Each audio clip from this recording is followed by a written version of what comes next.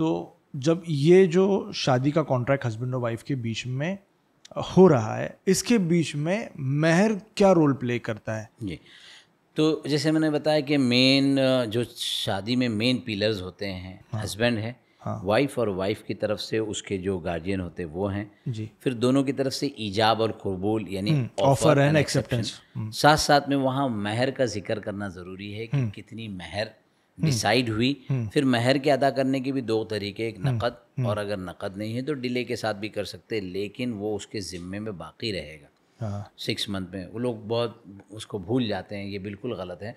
हदीस है कि इस तरह के बग़ैर महर के अगर कोई निकाह करता है तो निकाह नहीं है, ये ज़िना है, मतलब ये कि वो महर उसने अदा ही नहीं, शादी कंप्लीट ही नहीं हुई है।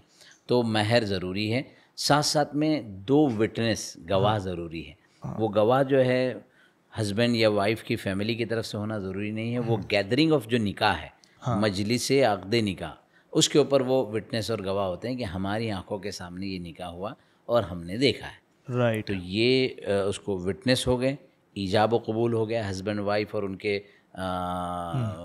गार्जियन हो गए और महर हो गया। तो ये 4 चीज़ें निकाह के अंदर इम्पोर्टेंट। तो ये सर जो महर की अदायगी एज इन अगर suppose say 1 rupee is promised, that 1 rupee has to be given already handed over to the wife. In the 90% cases has to give and the people are giving before touching to the wife. वो उसी वक्त यानी निकाह के वक्त में ही देना है, वो नकद ही देना चाहिए।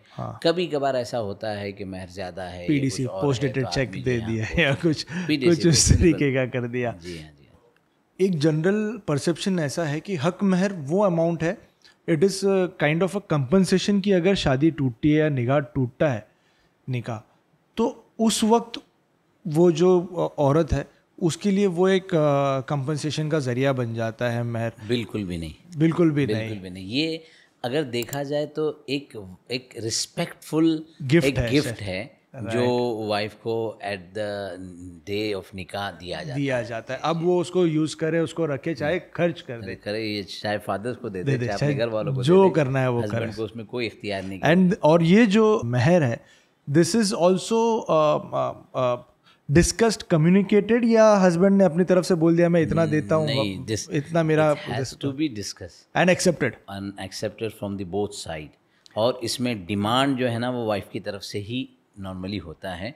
और वाइफ के ख़ानदानों का जो महर होता है कि नॉर्मली हमारे यहाँ इतना महर है, लेकिन इसमें बैलेंस बताया गया है कि इतना ज़्यादा ना हो। जैसे अरबों के अंदर आजकल बहुत ज़्यादा महर होता है, अच्छा, तो उसके लिए उनको निकाह करना डिफ़िकल्ट हो गया। राइट, और इतना कम भी ना हो, 5,000, 8,000, 5,585 रुपये ऐसा करते हैं, तो वो अजीब सा लगता है। महर एक डिसेंट अमाउंट होनी चाहिए, जो गोया रिस्पेक्टफुल एक गिफ्ट है जो